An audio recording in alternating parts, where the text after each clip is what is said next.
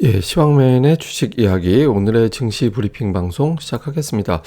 오늘 지수는 괜찮았는데, 양시장 다 하락 종목이 훨씬 더 많은 그런 형태를 보였잖아요. 뭐, 만기일 영향도 있었을 거고, 뭐, 이제 일부 코스닥에 있는 성장주, 특히 이제 게임주 이런 종들의 P2E 관련해서 이제 매출 제대로 나올 수 있겠느냐, 이런 어떤 의구심이 제기가 되면서 빠졌고, 뭐 이런 것들의 영향을 줬겠습니다만은, 그러니까 우리가 이제 스케줄로 생각을 해보면, 만기일이 있었고 오늘 저녁에 미국의 물가지표 발표가 있잖아요.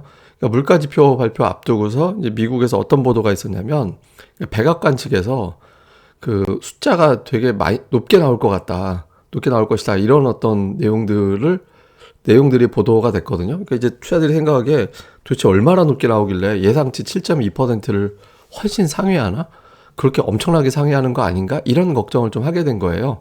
이렇게 되면 미국 물가지표 높게 나오면 금리가 되게 크게 올라갈 가능성이 있고, 크게 올라가면 성장주 쪽에 매도가 좀 많이 나오지 않을까? 그러니까 내일 어차피 빠질 거니까 오늘 팔아두는 게 낫지 않나? 이렇게 생각하는 투자자들이 일부 있었던 것 같습니다. 그러니까 미국의 국채 금리가 올라가도 오늘 미증시는, 특히 나스닥은 올라갔었잖아요.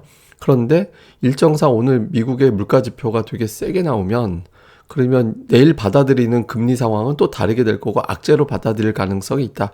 여기에 대한 어떤 걱정을 하다 보니까 초반에 밀고 올라갔다가 이제 좀 하락하는, 코스피는 뭐 지수는 좋다 하더라도 하락 종목이 훨씬 더 많았으니까 밀린 거잖아요. 예, 그런 걱정을 한 게 오늘 전강 후약을 좀 만들어냈던 그런 이유, 이렇게 볼 수 있겠고요. 또 하나는 이제 역시 사고뭉치 종목들. LG에너지 솔루션이 오늘 7% 빠졌잖아요. 불과 이틀 전에 58만 원 정도까지 갔던 게 이제 고점 대비 10만 원이나 주가가 빠지는 그런 모습을 보였죠. 시가총액 2위 종목인데 이렇게 이제 막 빠지고 이렇게 하면서 지수를 끌어내리는, 이게 뭐 10포인트 정도 끌어내린 거니까 이제 그런 역할을 좀 해버렸고, 코스닥에서는 위메이드가 오늘 하한가 이제 가는 그런 모습이 나타났잖아요. 제가 이제 불과 어제만 해도 뭐 HDC나 에코프로비엠, 뭐 위메이드 이렇게 사고친 종목군들이 반격을 하면서 투자자들이 이러면 악재에 대해서 이미 다 마무리가 됐나 보다, 이렇게 생각할 수 있는 분위기가 만들어진 것 같다, 이렇게 말씀을 드렸었는데 오히려 뭐 이게 무색하게 끌어내려 버렸죠. 이게 이제 투자들이 게임주를 좀 매도하는 이유가 뭐가 있었냐면, 게임주가 올라가는 거는 자체적인 실적, 그게 이제 한덩이였고요. 그 다음에 P2E, 그 다음에 메타버스, 이렇게 이제 두 개가 더해지면서 올라갔거든요. 근데 메타버스 재료는 그대로 남아있다 하더라도 P2E 관련해서는 이게 이제 제대로 매출이 나올 수 있을까? 이제 이런 거에 대한 의구심이 이제 만들어지게 된 거잖아요. 그러다 보니까 주가는 엄청나게 올라갔는데 올라갔던 논리들이 좀 깨지는 그런 분위기가 만들어지면서 이제 매도가 많이 나오고, 이게 이제 뭐 개별적인 어떤 재료들, 악재성 재료들까지 더해지다 보니까 투자자들이 좀 많이 걱정을 하는, 예, 그런 상황이 만들어졌습니다. 또 이게 한때 시가총액 8조 원 같던 종목이었잖아요. 예, 그랬던 종목이 주가가 이렇게 빠지면서 이제 지수 자체를 끌어내리는 그런 역할을 했죠. 근데 이제 내일 되면 시가총액 비중이 오늘 아침 초반부터 훨씬 더 낮아져 버렸기 때문에 내일 오늘같이 빠져도 지수가 오늘만큼 누르는 힘은 없을 겁니다. 근데 어쨌든 오늘은 양시장에서 LG에너지 솔루션, 위메이드가 사고 치면서 이제 투자자들의 발목을 좀 잡았다, 이렇게 볼 수 있겠고요. 그나마 이제 코스피 지수가 지탱이 됐던 거는 하이닉스가 버텼죠.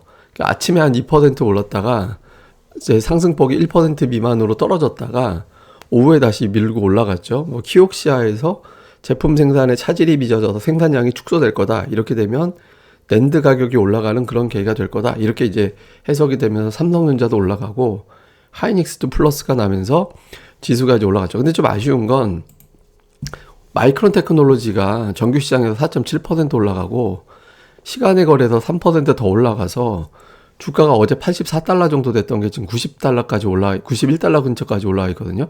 그러니까 하루에 8%가 올라간 거예요.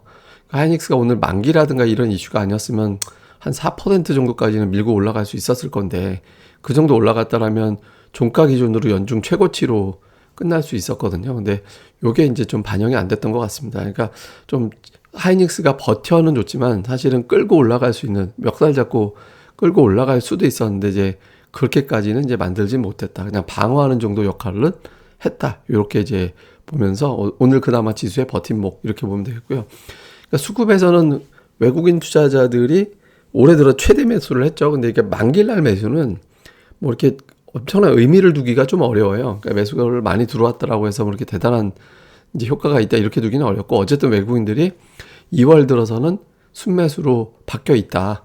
이제 그리고 이제 오늘 이 금액 중에 거의 5천억 정도가 삼성전자와 하이닉스 두 종목에 집중됐거든요. 그래서 외국인들의 매수세가 이제 많이 유입이 돼서 그 보기에는 되게 좋아 보이죠. 그리고 선물도 지금 계속 매수가 들어오고 있잖아요.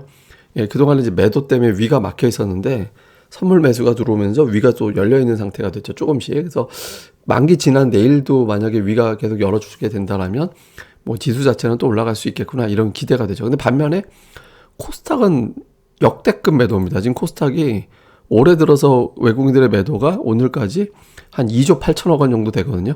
그러니까 역대 어느 기간에도 외국인들이 한 달 조금 더 되는 기간에 저렇게 판 사례가 없을 거예요. 특히 연초에는. 그 작년도 재작년도 2년 동안 외국인들이 순매도한 것도 1조 원도 안 돼요.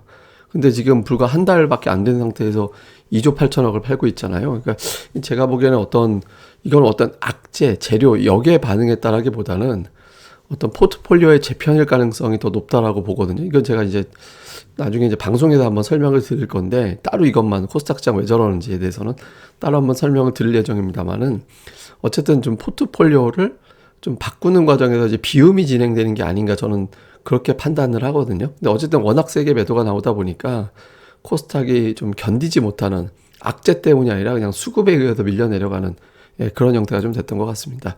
그래서 어쨌든 오늘 시장은 좀 개별적인 종목과 일정 때문에 고전을 했고, 이후에 포인트를 보면 외국인들은 이제 만기가 끝났고, 그러니까 오늘 저녁이 지나가게 되면 내일 아침에는 외국인들은 미국의 물가 지표를 확인하게 됩니다. 그럼에도 불구하고 계속 매수를 할 거냐. 그러니까 이번에는 이제 옵션 만기일 때문에 외국인들 한시적으로 매수를 한 거냐, 아니면 올해는 그냥 매수로 돌아선 거냐. 요게 이제 중요한 어떤 흐름이 되겠죠. 그러니까 외국인들이 계속 매수를 한다면 시장은 쉽게 밀리지 않는, 지금도 뭐 올랐다 내려갔다 이렇게 반복하는 정도까지는 와 있잖아요. 그러니까 조금 더 자신감을 갖게 되는 그런 기회가 될 수 있거든요. 그래서 외국인들의 행보 중요하고요. 그 다음에 이제 또 하나는 지금 종목을 보면 게임주가 많이 빠지고, 그러니까 오늘 엔터주도 좀 빠졌습니다만, 그런 반면에 이제 조금 뭐 이게 가치주라고 하기에는 그런데 하여튼 최근에 금융주가 강했었고, 지금 약간 어떤 쇼핑 관련된 종목군들이 좀 강하고, 뭐 하여튼 종목들이 좀 바뀌고 있잖아요. 그리고 제조업체들이 좀 붙는 그런 흐름들이 나타나고 있고, 예를 들면 오늘 화장품주가 강했거든요. 모든 제조업이, 뭐 자동차주는 그저 그렇게 하니까 제조업 내에서도 좀 갈립니다만, 그리고 반도체가 올라갔고, 그러니까 성장주에서 가치주와 제조업 쪽으로 완전히 넘어가는 건지, 아예 추세가 돼버린 거냐, 아니면 만기 끝나고 나서 이제 다시 저쪽으로 넘어가게 되는 거냐, 요것도 하나의 어떤 관전 포인트고요. 그 다음에 이제 게임주가 폭락을 했잖아요. 게임주가 오히려 많이 빠지면서 지수 영향력이 축소가 되는 상황이 되거든요. 오늘 뭐 위메이드가 시가총액 탑10 안에 들어간 종목이 하한가를 가버리니까. 근데 그만큼 지수에 대한 영향력은 내일 이후에는 더 작게 되는 그런 형태가 되거든요. 그래서 게임주들의 어떤 움직임이 어떻게 나올 거냐, 이제 내일장 이후에. 그러니까 지금 낙폭과대를 볼 거냐, 아니면 이건 아예 그냥 그 포트에서 아웃으로 계속해서 매도가 나올 거냐, 요거에 따라서 이제는 낙폭과대를 이용한 게임주 쪽이 아니라 아예 포트폴리오가 다른 쪽으로 넘어가는구나, 이렇게 해석될 수 있거든요. 요게 이제 하나가 또 중요하고, 그 다음에 이제 오늘 화장품, 쇼핑, 주정 뭐 이런 종목군들이 강했거든요. 뭐 알코올 관련주들 이런 것들 강했잖아요. 그 다음에 화장품, 쇼핑, 리오프닝 관련해서 움직였고, 지금 화두가 오늘은 리오프닝이 됐었거든요. 이게 미국도 그렇고, 요 구도가 가는지 요것도 좀 주목해 볼 필요가 있습니다. 그러니까 제가 하나 좀 보여드리고 싶은 게, 이게 제가 마감 방송, 야간 방송에서 좀 설명을 나중에 이제 저녁 방송에서 한번 자세히 설명 드릴 건데, 미국을 잘 보시면 코스닥의 약세하고 좀 설명이 되는 게, 이게 이제 페이스북, 그러니까 메타 플랫폼스 주가거든요. 되게 많이 빠졌잖아요. 그러니까 반면에 추세적으로 올라가는 게 뭐냐면, 폴로 랄프로레는 지금 11연속인가? 계속 올라가요. 하여튼 지금 꾸준하게 계속 올라가는 그런 흐름들이 만들어지고 있거든요.